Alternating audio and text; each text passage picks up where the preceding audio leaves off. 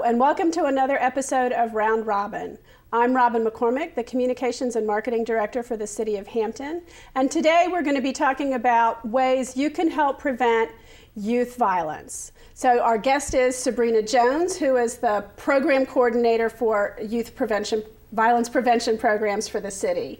And a lot of the work you do, Sabrina, is with families and with children. Tell me briefly about your job. Our job really entails a number of things. Because community has to be a part of youth violence prevention, it's not an effort that just engages the family or the young person themselves. It's actually something that takes the community to be involved in. So we do everything from mentoring to tutoring to providing intensive services if needed for young people who may be a little farther along the spectrum in terms of at risk. We also provide a lot of bullying prevention to kids K through 5 to kind of bring them up in that philosophy of violence prevention and making sure they understand the philosophy that we believe, which is we don't want to be involved in violence, drugs, gangs, none of that. So we feel like it's important to start that message early. We also do a lot of education with the schools and other youth-serving organizations that work with our young people on a daily basis to train them on what these types of effective strategies should be. So it's a coordinated program, really using different organizations and schools and other things throughout the city. Absolutely. Anybody who touches a young person. Now, you have a couple of events coming up that are for everyone. I mean, a lot of times you work with people who are maybe at risk or on the edge of having problems, but violence and preventing violence can touch every child and every family. So tell me a little bit about the first event you have scheduled. Well, the first event is Saturday, March the 10th, and it's going to take place at the Hampton Teen Center from 11:30 a.m. until 2:30 p.m. And that event is actually being put on by the Delta Sigma Theta Alumni Hampton chapter. Which shows how their community partners and nonprofits really work with the city and other organizations. And I'm sorry to interrupt. Absolutely, absolutely. And their focus really is to talk about how violence affects our young people and how we can effectively plan for resources and strategies to help them when they're dealing with it. So if you have a young person who has lost a close friend to gun violence or gang violence, what is it that that young person is dealing with, and how can we develop strategies to help prevent that from happening in the future? And they're also doing some parent education pieces to bring parents up to speed on some of the changes, whether it be in laws, new strategies, technology, techniques, and tips on how to parent a little bit better. We all know how to parent, but just supplying a little bit of tools to help in that conquest. So this is both for parents and for kids? Absolutely. Will they be together? Are there separate events going on, separate workshops? There are separate workshops. The young people have their own set of workshops, everything from spoken word to Rachel's Challenge, which is being put on by Kickingham High School. And they'll have their opportunity to talk about their issues. And then the parents will get their education from the police department and myself as well in the Commonwealth Attorney's Office. And I believe that Congressman Bobby Scott will also be speaking during that as well. Now, I have to think that this is really timely given the recent school shooting in Ohio and other cases of violence. I mean, it really isn't at-risk families, it is a societal problem. Absolutely. How do you get at that, talking to people about it?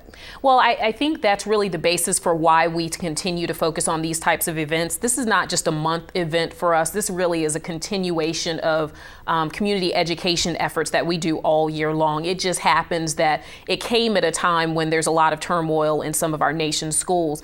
At the same time, our other event is really focused on keeping that message in front of them, because we can always look at times of crisis and say, well, we should have done this. But here in the city of Hampton, we don't want to focus on what we should have done. We want to focus on what we're doing constantly to bring people up to speed and ways to prevent that from happening in our community. So to really keep up that prevention and proactive action instead of just being reactive toward events. Absolutely, absolutely. So what is the other event you have coming up? That's going to be on Saturday, March the 24th from 11 a.m. to 3 p.m. That's also going to be at the Teen Center. That's actually organized by our office, the Youth Violence Prevention Office, and it's categorized under Youth Education and Family Services for the City of Hampton.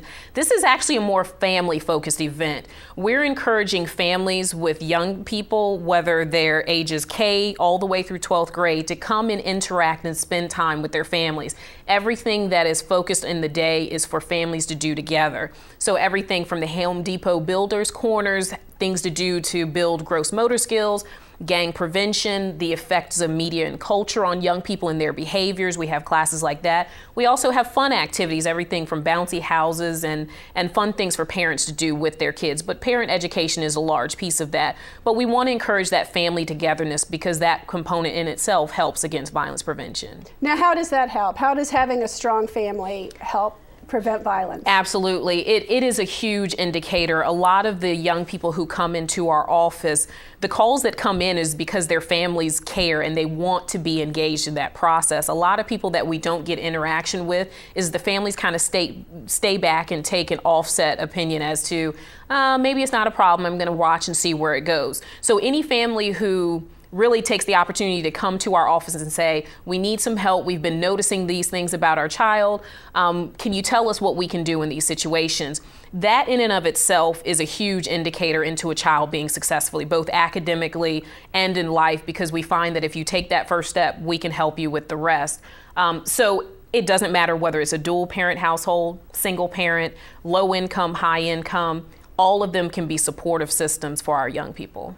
What are some things to look for that parents might notice that would suggest their child might be in some sort of trouble, whether it's a teenager who might be dipping into drugs to a second or third grader who might be being bullied at school? How do you know something might be going on? A young person who may be doing drugs, their behavior, sometimes their groups change. If their group of friends before didn't do drugs, 9 times out of 10, they may not be involved in that behavior. But if you get a new group of friends and your behavior starts to change, they're skipping school more, they're found in places that they shouldn't necessarily be. It's the same thing with a lot of gangs. They've gotten this new unit that they're hanging out with. They're very secretive about what they do. Those are some indicators to look for. If your child isn't being the norm, that's an indicator. It's a huge indicator, and only you know what the norm is for your child. If a young person is being bullied, they may not ever want to go to school. If they always make up a reason to say, I'm sick, or I don't feel good today, or I don't want to go, and they never want to interact with their friends, that's one big indicator of bullying as well. So as a parent, you might think they just don't want to go to, what might come to your mind is they don't want to do the work, and I'm going to keep pushing. How do you get a child to open up who maybe doesn't want to come forward with bullying or what's going on with a clique or a social problem at school? And that's actually where our office comes in to help, because some of the parents who come into our office and say, my child is changing, I don't know what's going on, I've tried to talk to them about it. A lot of times the resources that we connect them to, they're able to be paired with mentors and people who can help in that conversation. And they end up being a lot more open with a stranger sometimes because they don't feel comfortable with talking with the parent. And that's really where the parent education comes in at Healthy Families, because we tell them and teach them how to communicate better so that the young person will start to open up a little bit more. Mm-hmm. Or the child might think, oh, my parent's going to be disappointed or not ready to hear what I need to say. So telling someone who's a stranger. I would also think at your events where you have kids talking to kids and speaking language that really speaks to today's generation may be a little easier to open up in that scenario than it is with an authority figure. It absolutely is. Peer-to-peer modeling is an effective strategy that's used in violence prevention and gang prevention throughout the nation. And that's about pairing a positive young person with a young person who may need additional supports. And really that peer-to-peer modeling, everyone wants to be like the people that they hang around. So if you put them in a group of positive young people who are moving in a good direction, the goal is to really for them to come along and want to be on that journey as well. So that would speak to peer-to-peer, and it would also speak to what you're talking about of including society, including other people in this. It takes a village kind of a concept where you're carrying kids along. Really, they need more than any one parent or any two parents can give them a lot of times. Absolutely, and that's really the message that we put out a lot is that we don't want people to be afraid to ask for help.